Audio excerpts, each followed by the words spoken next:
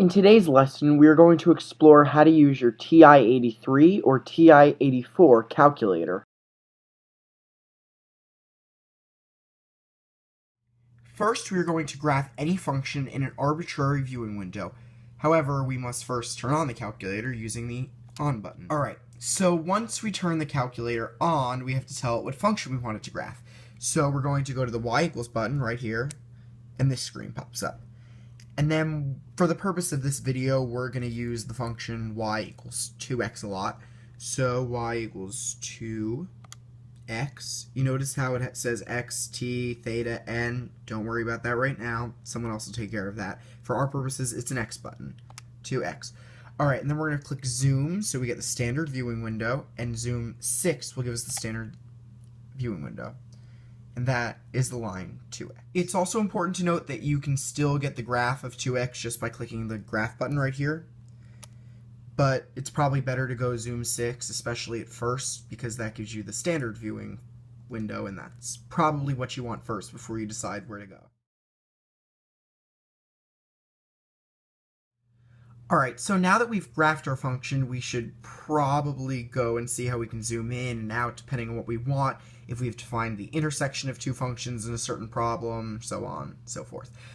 Alright, so click the zoom button and you get all the different options. Zoom 1 is zoom box, and that's super important, especially for finding the intersection of functions.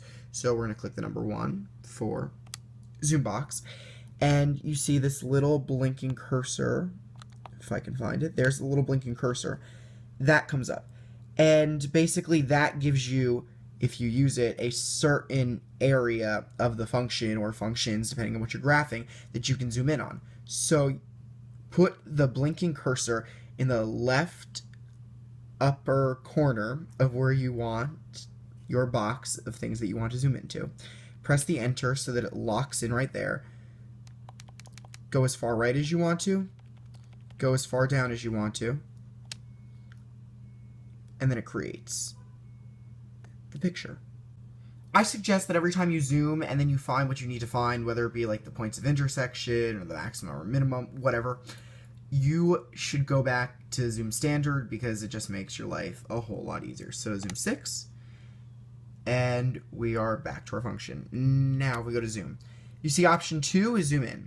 So what zoom in does, it zooms in on the center of the function. So we've pressed zoom in, Z2, and now I just press enter, and there's the center of our function. Likewise, it does the same thing for zoom out. So number 3, zoom out, Z3, zoom out, and if I press enter, it zooms back out the center of the function. I press enter again. Zooms back out the center of the function. Now if you look, you'll notice that we have other zooming options like zoom decimal, zoom square, zoom trig, zoom integer, zoom stat, zoom fit, and the list goes on and on. But none of those are really necessary for your knowledge of calculus, so you'll be cool without knowing those. So now we are going to find the point of intersection of two functions. So we're going to go back to our y equals, and there's the 2x we're working with, and obviously we need two functions because it's the point of intersection between two functions. So for the purposes of easiness, we're going to do x minus 1, y equals x minus 1. And yes, I understand that this is something that we can easily solve algebraically, but for purposes of easiness and for purposes of this video, we're going to use x minus 1. Alright, so as I said, zoom 6, so we get our standard viewing window. And around here, as you can see, is our point of intersection. So we're going to do some zoom boxing in. There's a little cursor, so let's go to the upper left-hand corner of where we want to zoom in. And go to the right, and we'll go down. Alright, so there's our point of intersection, as you can see, and we're going to zoom in once more because it's super duper important to be super spot on. And even though this isn't one of those, like, as you can tell, this isn't going to be one with very many decimal places, if any at all, but it's still very important. Alright. So we're going to zoom in.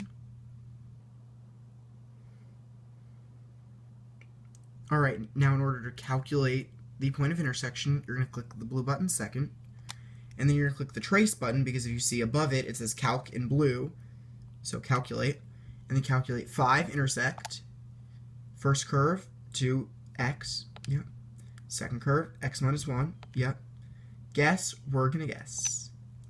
Intersection, -1, -2. That's our point of intersection. It's also very important to note that if you have 2 or more functions here on your list of functions, you can also take one off of your graph by clicking on the highlighted equal sign, so it's no longer highlighted in black.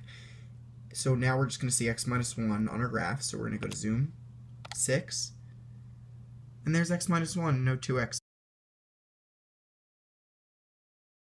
Now we're going to figure out the zeros of our function, also known as the x-intercepts. Alright, so we're going to go to y equals, and there's our function, 2x, and I'm going to graph it again, so zoom 6.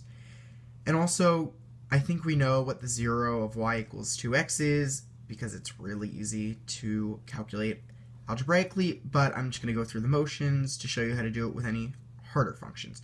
Alright, so we're going to go to second, calc, and then 0.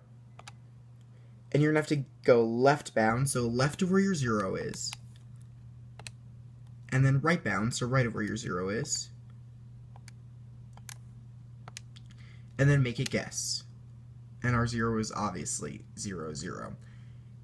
It says left bound and right bound because for more advanced functions where there are more zeros, you're going to have to pick a 0 so it knows which one to go to, because it won't tell you all of them at the same time because your calculator is not equipped for that. Alright, so now we are going to use the table of values in our graphing calculator. And the table of values is a tool that we can use to find out the y value of a certain x value on a function.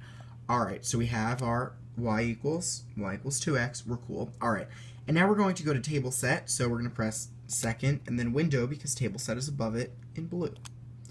Alright, table start is the value that you want to start your table at, and you can always go up and down. This is just the first one that's going to show you. So we're going to start at 0, and then this says delta table, which means change in table, which means just the change in your x values. So I'm going to make it 0.5, and the delta table, it can be anything as large or as small as you want. Alright, so now that's his table, so we're going to press second because table is in blue, and then graph because table is right above it, and there's our table. So for the function 2x, we have the points 0, 0, 0.51, 1, 2, so on and so forth. And as I said, we can go down to see larger x values, or even we can go up past the 0 to see smaller x values.